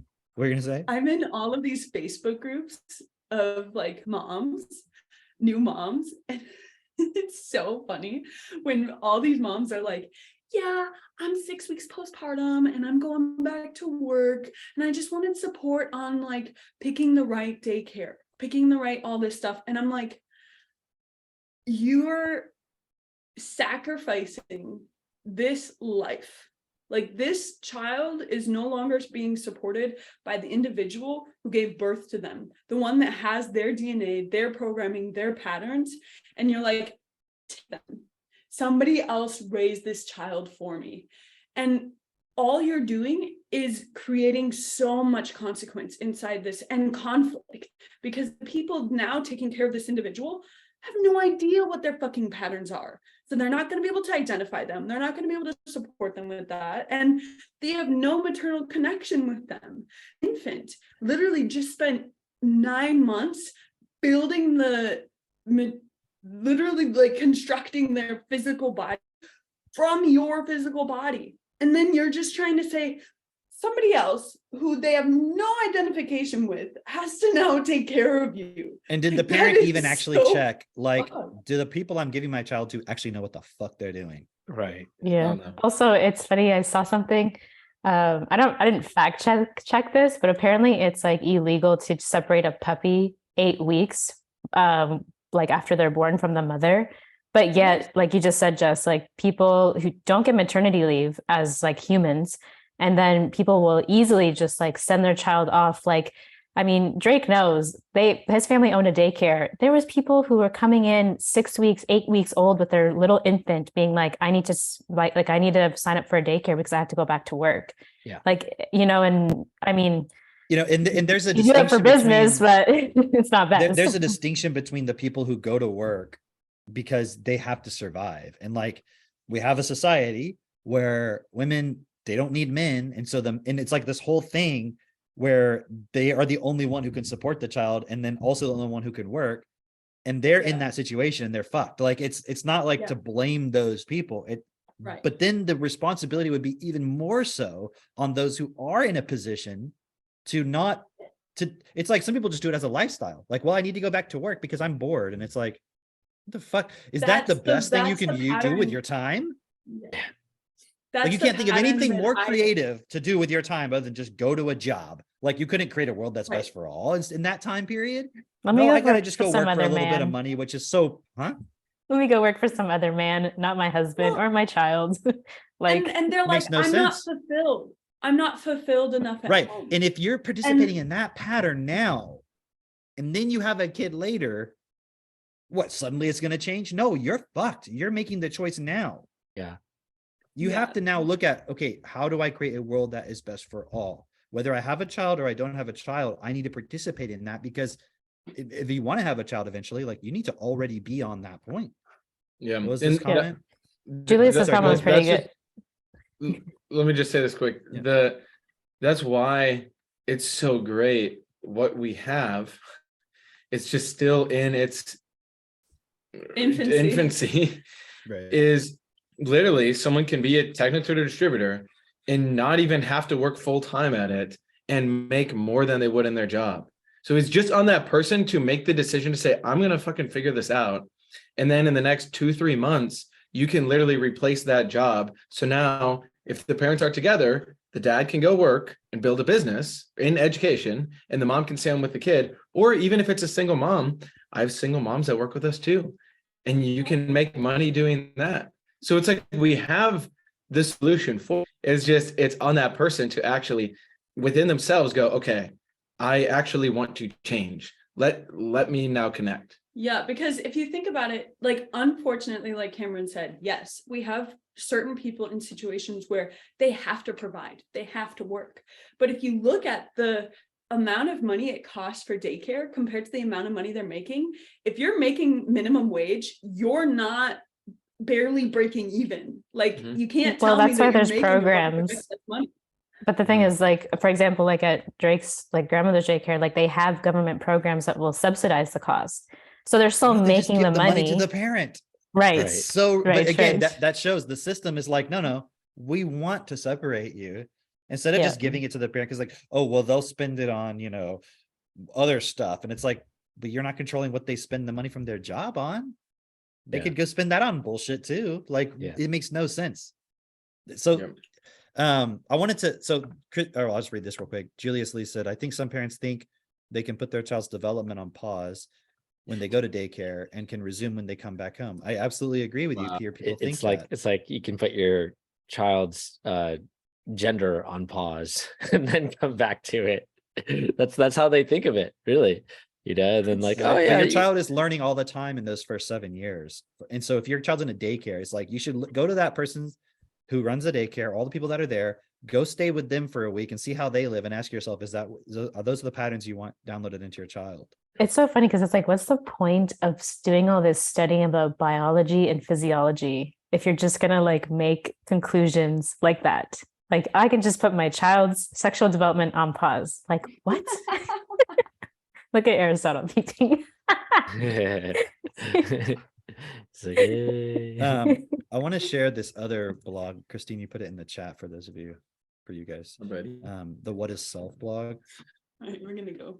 Okay. I see it, Jess. Guys. Oops. Oh, before Here, you I'm gonna share that. Okay. Before you share that, I'm gonna go use the restroom quick. I'll be right back. Okay. There was a point in that last blog that was like that parents shouldn't be allowed to be parents until they have instruction of like, until they're qualified in what they're doing. It's like the same way, like, you wouldn't allow somebody to drive a car unless they had a license, unless they were qualified, like, hey, this has been verified, you know how to drive a car. And yet we live kind of in this world where everyone's driving around unqualified. And it's kind of like, I don't know if you've ever driven stick shift, but this may not be totally relevant for a lot of people because maybe a lot of people don't know how to drive stick shift today. I just have a self-driving car, Drake. I don't know what the fuck you're even talking about. Sorry. Do you remember when you used to have to drive cars? Man, but it would be like, you're driving a stick shift car, and when you put it into first gear, then you basically, you can't stop. Otherwise the car's going to stall. Right. Yep. And so it would be like everybody is learning to drive on their own, and erroneously, everyone believes like you can never stop the car. You can never stop the car. Once you start driving, you can never stop the car unless you're parking right there in that spot. And so imagine how dangerous it would be to go out on the road if everyone's believing you can never stop the car. And it's just like, oh, can't hit the brakes. Nope. Not until we're coming to our last destination.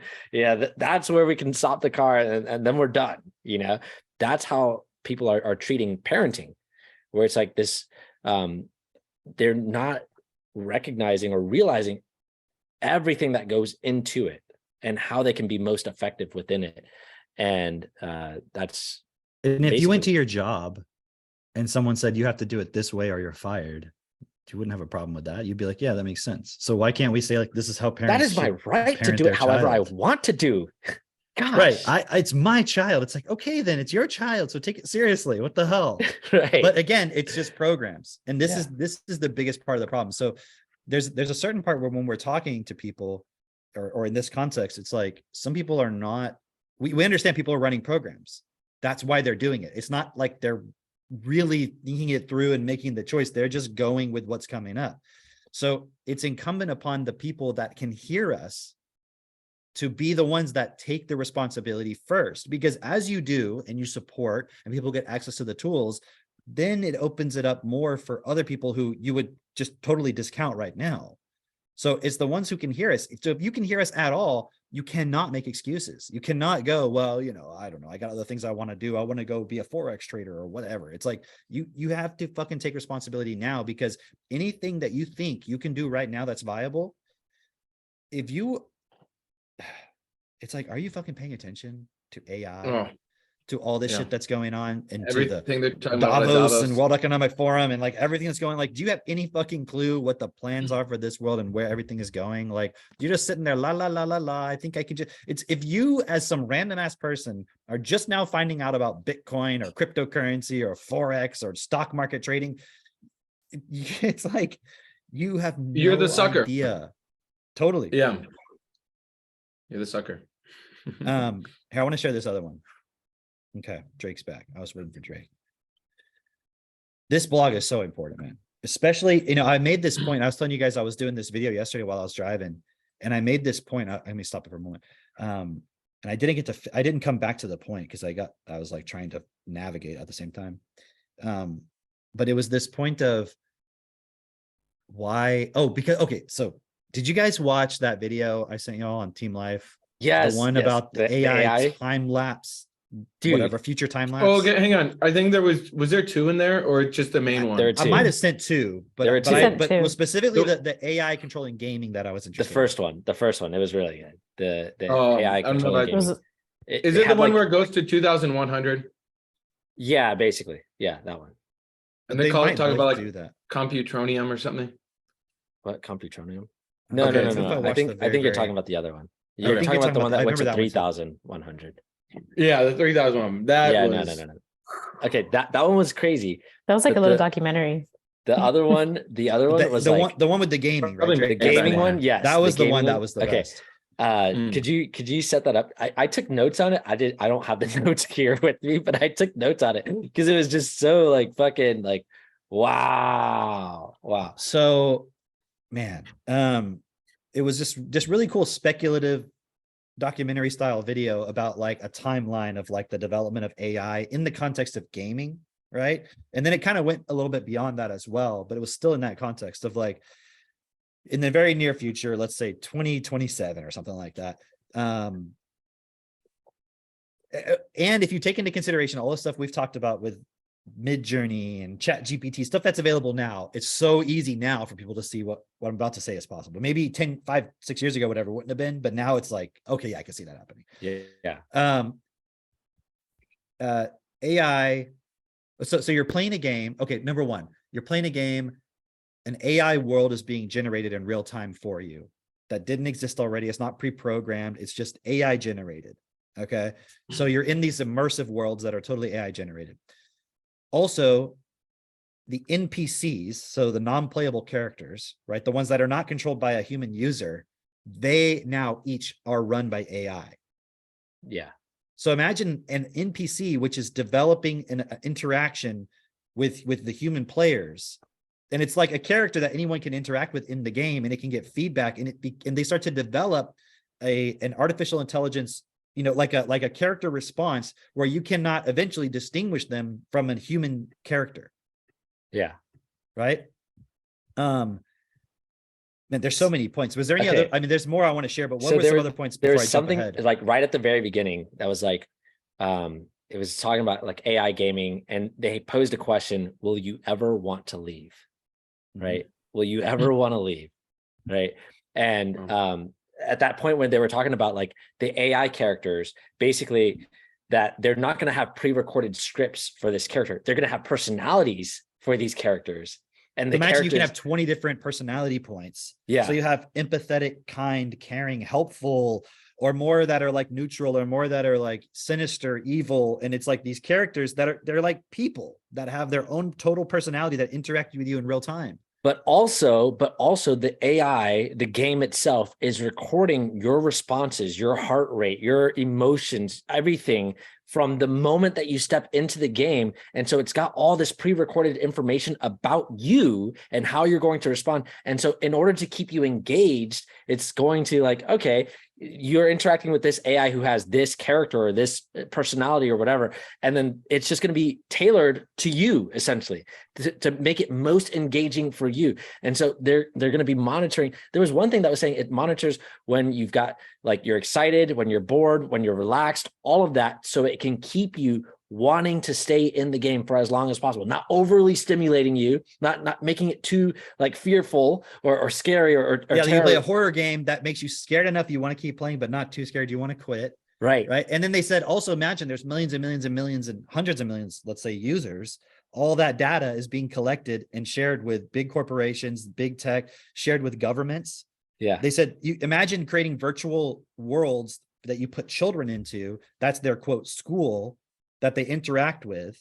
And then that's being data mined. And the governments are looking at that going and predicting, is this child going to grow up and be compliant to the system, or are they going to grow up and be rebellious? Yeah. Right. There's another thing that was like, something that caught my attention was you'll be playing games to earn like points and stable, some coins in the game world, which will be one of the most stable currencies in the world. Worldwide, one of the most stable currencies will be the points that you earn in a game, which is like, what? Like that's crazy, right? So then it kept speculating into the point where it's like you have Neuralink and you're just like in the game, and then you can basically, the technology develops where people can just put their bodies in a coma because they don't ever want to leave the game, and they're just in the game in real time, or in the game forever. Right. And there was even a point where they'll develop a technology that's like based on light beam projections. So that you don't have to have something implanted for those people who don't want to. And then it went to the point of it was also talking about how like the in-game time would be like 30 hours and the real lifetime for your physical body would be 3 hours, but you would experience it as if you just lived 30 hours. Physiologically. Yeah. So you would stop playing and you'd have like hunger pains, or you'd be like tired or fatigued or whatever. Yeah. The other point that I didn't get to in that video I made yesterday was they made this point about, okay, when people can just basically put their bodies in a coma and just be in the game, that would be made possible because of UBI. Right. Yes. So like you have UBI, so you could literally just plug your body into the computer and just be in a virtual reality all day. Right. And then it's like, so what's the fucking point of being alive? Yeah. You know? Yeah. And I was looking at that point, and that this is, let me see if Mitch heard that point. Mitch, did you hear that point about the UBI thing that I was just saying? Okay, so just that the stable coin will be in the game. okay, so they got to this point where it was like people could like put the brain chip in, put their body in a coma, right? And then they would just be in the game all the time. And it would be possible because everybody would be getting a UBI. Right. And so I was So it looking could at keep that, their like, why are electricity these on. companies like Yeah, OpenAI exactly. and so forth pushing the UBI? You So- see what I mean? Yeah. There So was it's like another. they can just sit and be entertained by the AI. Oh, and a couple more points. Yeah. People, they said energy will be free, like, Yeah. you know, resources like energy will be free to people, but it'll be restricted.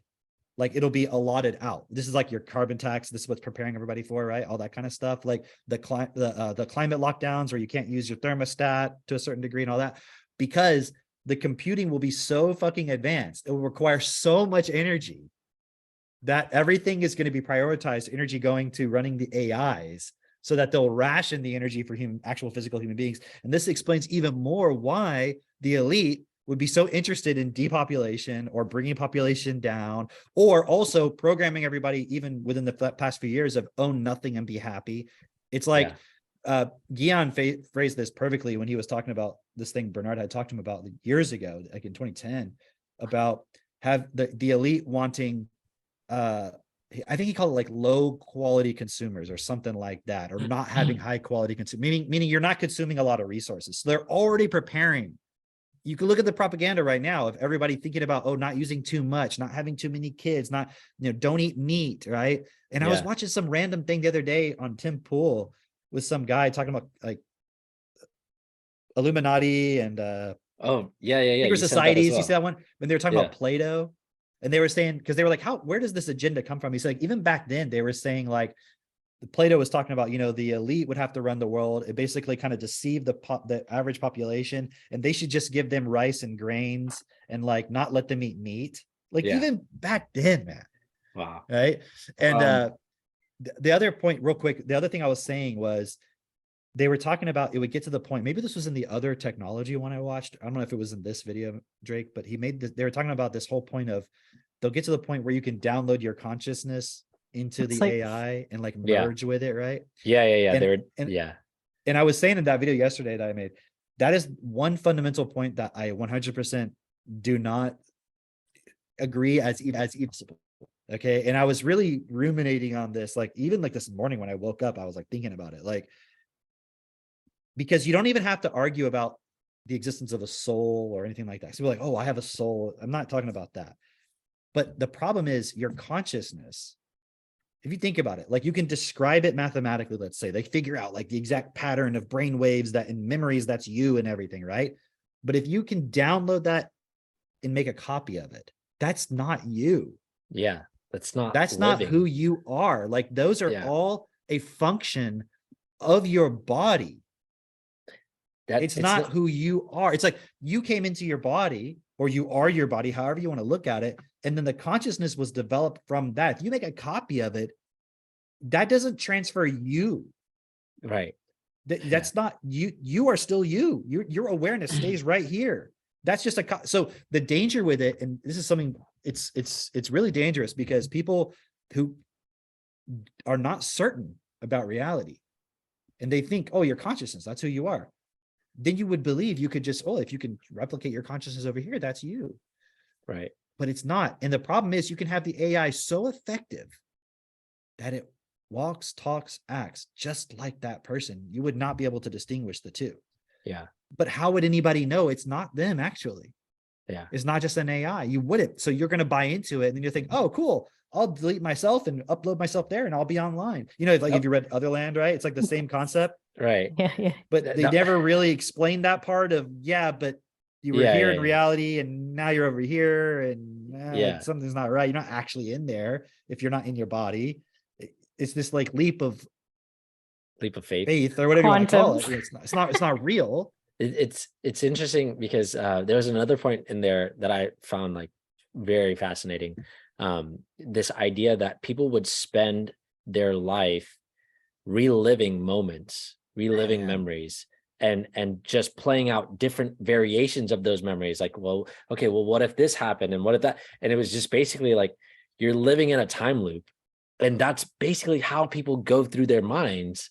And it's giving you I guess, a playground to actually facilitate that, and where you could just live your entire life just playing out this memory over and over and over again and reliving this one moment. And oh, now this slightly sort of changes. And then what if this happened? And it's like, whoa. I sent that video to Avery, right? And Yeah. then he texted me back. He was like, they just want everyone in their minds. Yeah. And I mean, that's what it is, man. Like Yeah. all of this is just, it's entertainment. It's the mind. It's not physically real, right? I want to share this while we're talking. Okay, here, let me put this up. And this will give more perspective on the point of when I was saying about you can't just download your consciousness. Okay. This is from Dave. Yeah, go ahead. Even that point of just like, you can't just download your consciousness. If you had an exact twin that looked exactly like you, spoke exactly like you, and thought exactly like you would like, and people mistake that twin for you, all that stuff, right? You would go like, yeah, but that's not me. Like, yeah. And see, this is the problem. It's either that the elite, well, they don't know. Like, they don't know. They don't know directly what reality is. And they're going to lead a lot of people, a lot of lambs to the slaughter. Like, imagine it's like you get a lot of people to buy into this point and they just quote upload themselves, but then they're gone and you wouldn't even know because the AI that's been created to replicate this person. Imagine even the elite, they're not even trying to be sinister. They just don't know. They actually believe that's how it works. Right. Let me put it back. I mean, they're definitely pushing the transhuman agenda based on, it seems like they find other people who like, oh, that's a good theory. Yeah, we could sell that. And that's going to make us money. And then like, they just go along with it in a sense as well. Right. What's that? Got me goddamn light here.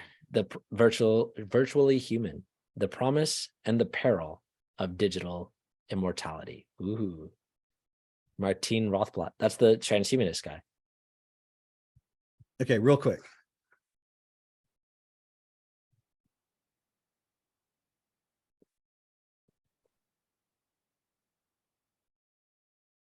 I mean, girl, woman, guy. I don't know. Trans woman. She. At a certain point, I think it's going to be illegal to call somebody a trans woman. Probably. Look. Unless we get in and change the laws. Transgender, change her name to Martine. This is the person who created Sirius XM. Yeah. Oh. Right? Like they did, look, satellite communications. Right, Sirius satellite. So she was originally a man? Yep. Yeah. Yep. Personal life. Married Bina Aspen. All right. Doesn't say age 40, came out as transgender, changed name to Martina, or Martine rather. Right? Yeah. Doesn't say her original name. Martin. That's dead naming. But let me go back here. Look.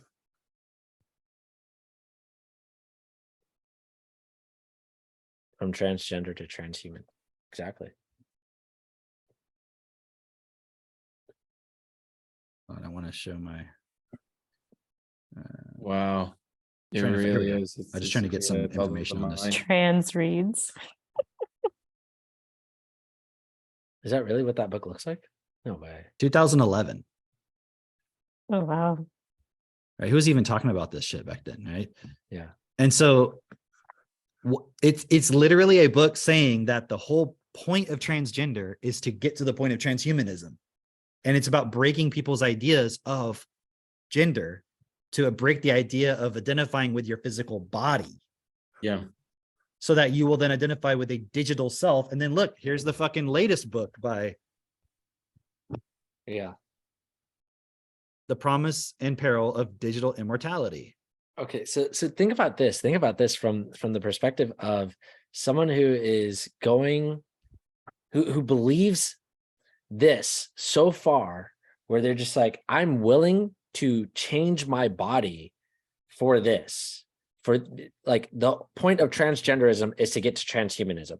They so believe in that end goal of transhumanism, they're willing to change their body now today to be as an example for other people. And I'm not saying that's right. I'm saying that they're willing to do all of that. And you as a parent are just like, well, I don't want to be a slave to my kid. Like right, all then the your things you're kid not is going to willing. become a slave to the fucking matrix. Right. And I don't Yeah. mean the matrix that exists right now. I mean like the real matrix Yeah. of like virtual reality. Cameron, how do you see over the next 10, 20 years with like everything we're doing with Techno Tutor, with the kids, with it's basically this rift I see happening between standing for life, realizing the value of your body, the value of physical reality, directing reality, and especially as our kids grow up and collaborate and we work on growing even more. How do you see that parallel with this whole transhuman, transgender thing? Like, how do you see that playing out? It's just going to grow and grow and grow until you have enough people that see the point for themselves. It's just going to be like parallel, right? And the people who are like, let's say, participating in what we are in our group, they're going to have to participate in the system. It's not about like isolating yourself, right? But then you have to go and you have to find the people who are questioning. And here's the thing, what they are planning can't work. It's not based on reality. So it will always create frustration. It will always create people who are searching. And it'll always create people who are like not happy, not satisfied. That's why they're promoting all of this fucking like what is it? Euthanasia. Yeah. The assisted suicide stuff, right? Wow. Because That's why? Because they know. Yeah, what it's at the gonna end create. of that AI documentary thingy, the one that you were mentioning, they did say at the end, I'm pretty sure that like there will be like a group of humans that don't subscribe to all of this, and they'll be like the original, Earth dwellers basically. And it kind of ended on like a positive note. Like there's still going to be people that will live in reality, but it's cool because I'm like, well, that'll be us. Like, So we'll be like the I'll- Amish.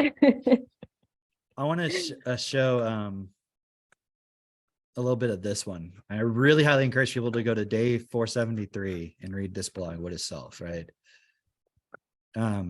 So it says, investigating this, what is self? At Destiny, we have looked at all dimensions, physical, metaphysical, the here as the physical and the hereafter as the non-physical, although the two are interconnected. And the best way to understand self is to look at what happens at death and what remains after death.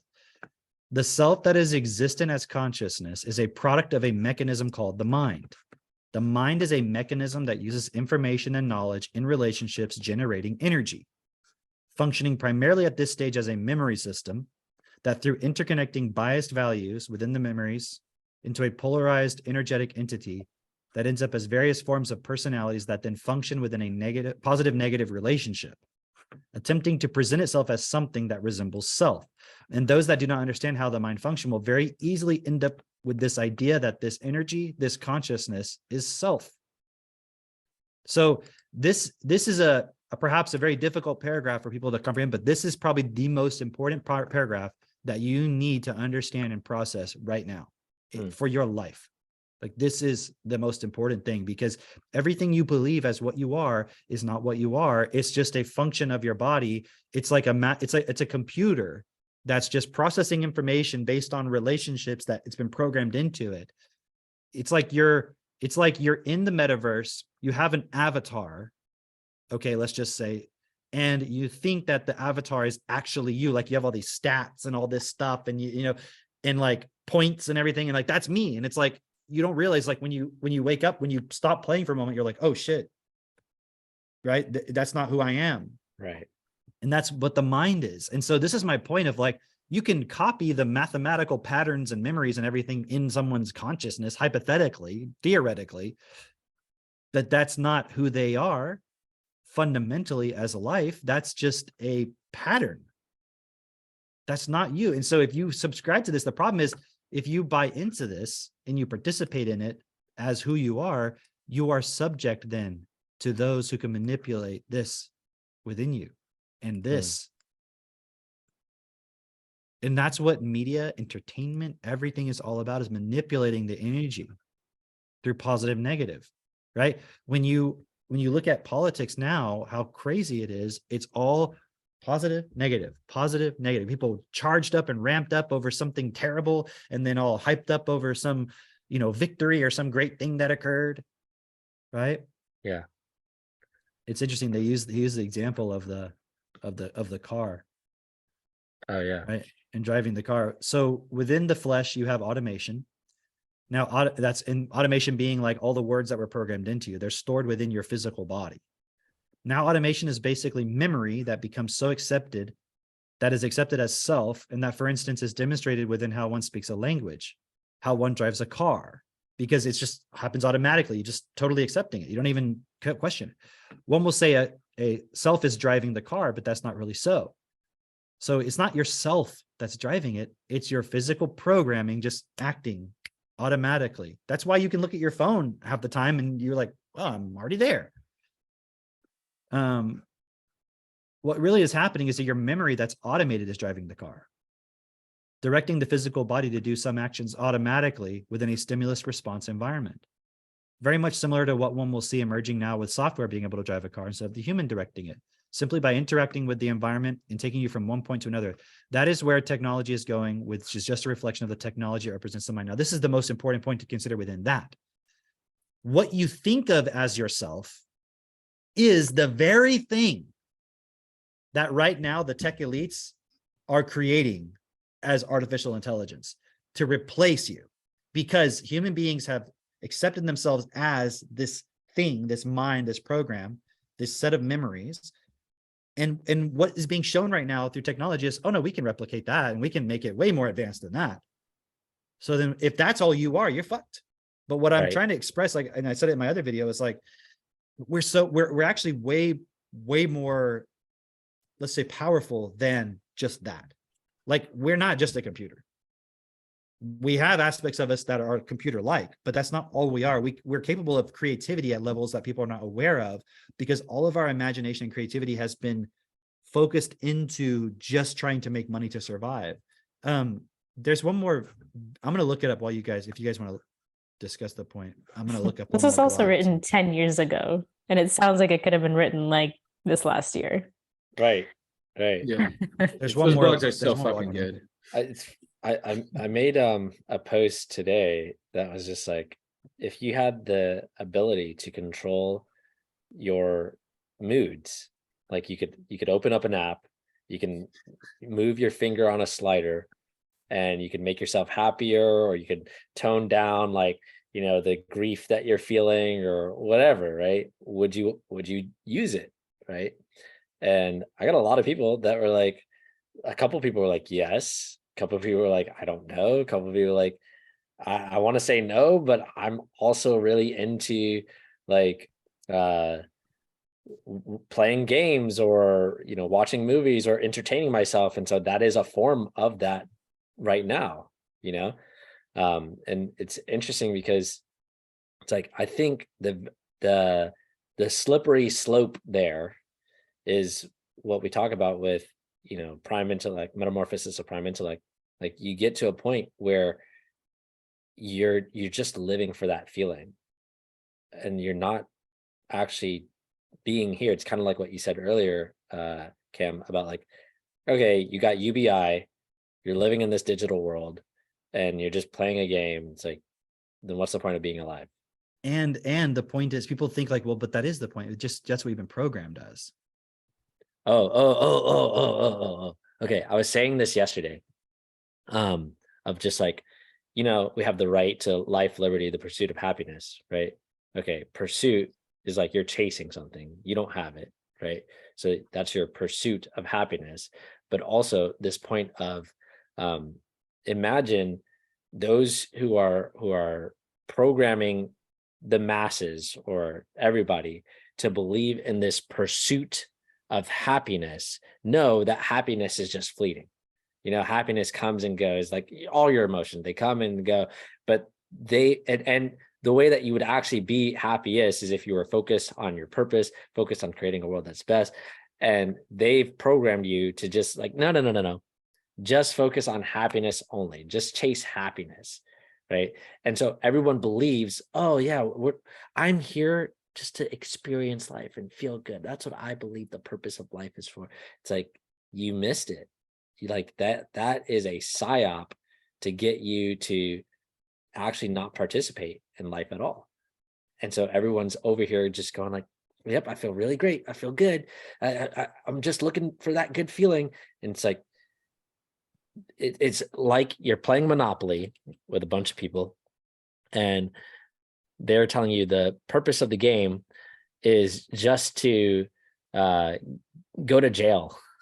That's it. That's the purpose of the game. Or the purpose of the game is just to avoid going to jail. That's it. That's the entire purpose of the game, is just avoid going to jail. Meanwhile, they're buying up all the properties, and you're like, what are you doing? And you're like, no, don't worry about that. Just avoid going to jail. That's how you win the game. And pass Like, go and collect $200. You're never gonna win. Exactly. Yeah. What's this one? Can you guys hear me okay? I had to charge my headphones, so Yeah, I can hear my you. speakers differently. So he makes this really cool point about your purpose is money, right? That's what determines your purpose. And Can you read that third paragraph? True purpose would be? true purpose would be, for instance, to understand exactly how this reality functions, so that you can establish a mechanism and a methodology through which you could create a reality that allows everyone to fulfill a purpose of value, where the purpose is no longer just survival, just feeding yourself, but that the purpose is to understand that if you feed everyone by giving as you like to receive, you will be fed as well. If you do unto others as you would like to be done to you, and ensure that the laws of the land are based on that, then you are fulfilling the purpose of creating harmony. That is a higher sense of being. But he says, first, the practical points need to be sorted out, meaning like the basics, right? Yeah. It says, so identifying the practical points in this world and making it your purpose to bring about a solution in this world that harmonizes the coexistence, the interdependence of the human and nature and the animals and the earth in such a way that's sustainable, that would be a purpose that is relevant. Many people give themselves a purpose and say, I want to be a doctor. I want to be rich. I want to be happy. I want to find a partner. These types of purposes are purposes that tacitly presuppose and accept their implication, the current nature of the system. Yes. So if your purpose is, for instance, to do good in this world, without considering that that is dependent on the system that governs the world, you are in fact accepting the system and thus becoming a part of the purpose of the system. A system very clearly shows that it only benefits a few, and that most are in a position of lack, which is, by the very existence of the position of lack, fulfilling the purpose of the system. So in other words, this part right here, if you have no money, then your purpose is poverty. Meaning you're fulfilled. We think of the word like my purpose is like the thing I want to do. We don't really think of it as a human being as my purpose to something else.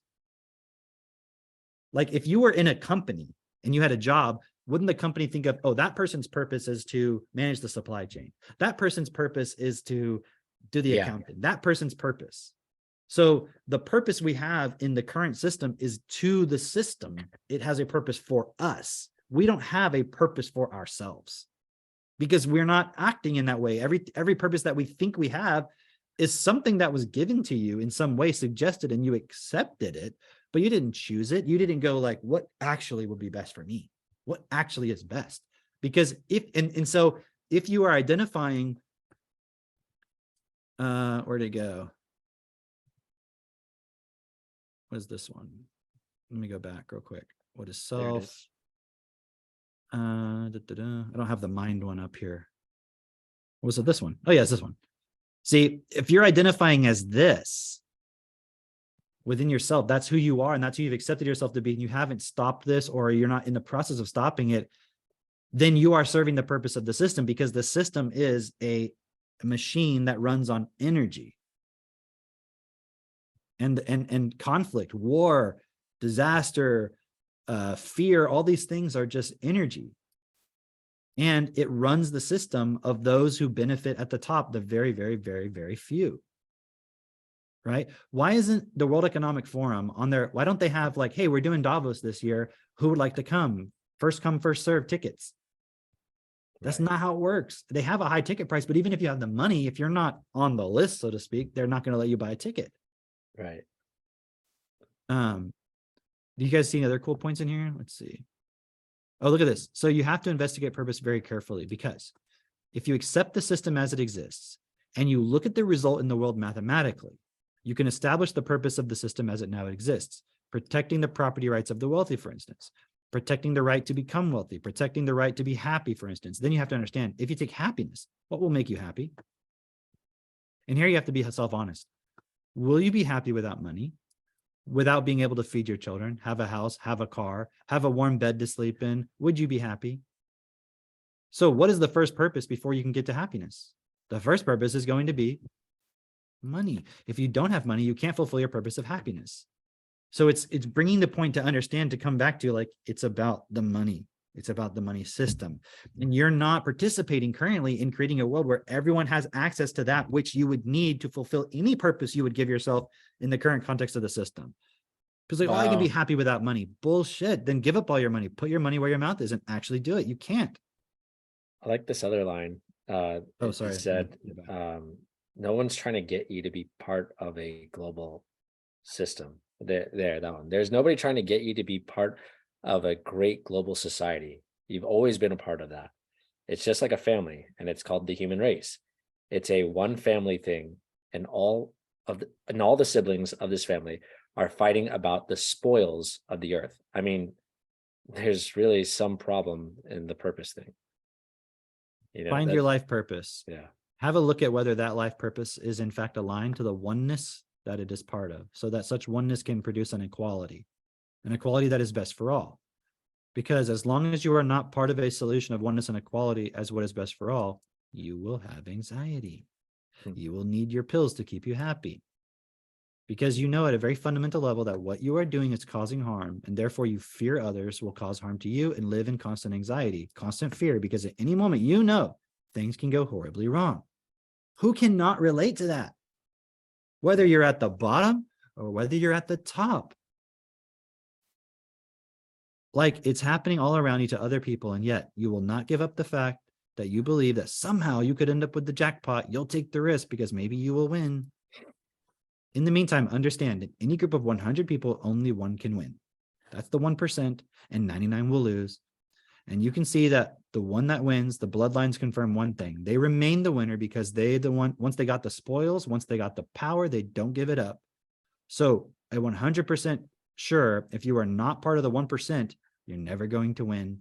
And to keep on believing that it may happen to you, that is rather uninformed, right? And that's why we're always talking about become the new 1%, not in the context of accept the system as it is and hope to get to that point. It's like, no, direct yourself within the starting point of what is best for all to change the system. And as you do that, the natural consequence is to become that 1%, because that's what it takes initially to change things. It's not about going there and staying there, because this is not about doing it through hitting the jackpot. Yeah. It's about doing it through creating the conditions necessary so that when you're there, you can change it. And you will not get there if you fall within the point of what's your responsibility here. If at any point you choose, oh, it's just about self-interest, it's about my survival, you're out. I mean, it's not like anyone's going to kick you out. Just like at that point, no one's trying to get you to be a part of something. You won't be able to stand in that position. It's interesting, that point. I love that it uses the word jackpot, because that's the mentality of so many people. Well, everyone, but not just that's the mentality of Forex. Exactly. That's the mentality of fucking real estate investing. It's the mentality of Bitcoin. It's the mentality. It's all fucking jackpot. It's all jackpot, and it's all within so many aspects of your life. You're thinking even of jackpot with your kids. It's just a bunch of people high on pot jacking off. That's good. That's good. Yeah. But like, people really will treat their lives like that, and every aspect of their lives of like, oh, things are just going to work themselves out. They're going to figure themselves out.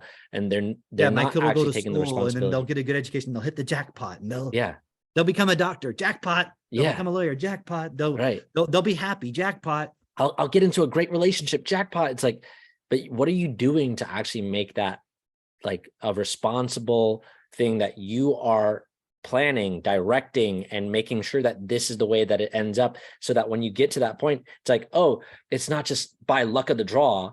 It's I worked to get to this point, and if this didn't work out, that's okay. I'm willing to put in the work to keep going. It's like sacrificing. There's some person on Instagram who was talking about how most people are not willing to sacrifice, quote unquote, to get what they want. And this person was talking in the context of like business, and how most people are, they want to go hang out on the weekends. They want to go drink. They want to go to parties, the festivals, all this, whatever. He's like, or play video games, watch football games, whatever. And he's like, I didn't have any interest in any of that. So I was willing to let all that stuff go so I can focus on doing this. And my whole point was, I'm just going to focus on this, and either I'm going to die or I'm going to be successful in this. But the more that I keep focusing on this, the more I'm going to learn, the more I'm going to put into it, the closer I'll get to the success with this. Right. And it's like, okay, that's cool from that perspective, whatever, but actually use that for what's best. Right. Because that principle still applies. It's just that in that context of what they're trying to do, it's still accepting the system as is, and it's still hoping for the jackpot within it, because there's tons of people who focus and they put the work in, they do everything right, and they still get fucked. Right. Especially if they have any integrity, because at the end of the day, why does Bill Gates become Bill Gates? It's not because he worked the hardest. He worked hard, but there's also a lot of other stuff that's going on there where you have to accept things as they are. Right. I really think maybe we should end here on a high point, right? For all the positive, negative seekers out there. Because yeah, it's like shit or get off the pot. Like, what the fuck are you waiting for? Like, this is the time. We have the event coming up in June, right, Mitch? There's plenty of time. I mean, if you're watching this live, like to plan for that and be a part of that. It's called Into the 1%. Because, and again, I think we've given enough context to explain what that means. Like, did you know Davos just happened, everybody? And they're sitting there cackling about taking free speech away in the United States and all kinds of crazy shit. And like, they've got Brian Stelter from CNN, like leading the forum on disinformation. It's like, they're laughing in everybody's face. You're never going to get invited to Davos, but Davos is never going to change anything. So it doesn't matter. You don't need to be jealous of them. You don't need to blame. Just be a part of the actual group that's creating the new 1%. Because look, let me ask you this. Can there be two 1%? No. Was a trick question. There can be. Ah, damn it. Think about it. In 100%, there can be a 1% and a 1% and a 98%. Ah, jeez. You understand? So which 1% do you want to be a part of? Because if you're a part of the 98, guess what? You're a part of the other 1%, the first one, the Davos 1%, because you're participating, you're accepting the system, you're not changing anything. You're a part of this 1%. This is the place where you can actually change things, but it's not just wishful thinking. It's not a jackpot. It's like, now you got to put the work in. You got to change yourself. You got to support others to change. You got to not give up. Don't give in to the mind and the polarities and so forth. And then that's why you want to be a part of a group. Hey, you want to go to some events where they make you feel good and jack you off and get you all energized and the positive, negative. Guess what? You're still just participating in the mind. Doesn't mean you can't have fun. Doesn't mean you can't get hyped and excited, but this is the starting point of it. And we actually have more fun, and we get more really hype. go feel bad. What'd you say, Mitch? Well, and we actually have more fun, and it's more hype because it's based in something real. It's not like you're in delusion land. You don't have to try. Yeah. You just are there, and you're with a group who's aligned in principle, and that in itself, because you're fulfilling your actual purpose that you've given yourself, automatically you feel great, right? And then any negative points that come up, you can direct it, and other people will support you to direct it, right? So go to self-perfected.com to go to the registration for the event and all that stuff. Do it now, because if you wait, I mean, there's not an unlimited number of tickets, that's for sure. Yeah. And are you just going to be the kind of person who's like, oh, I'm just going to like wait till the last minute until I feel the pressure and then I'm just going to do it. Yeah. Exactly.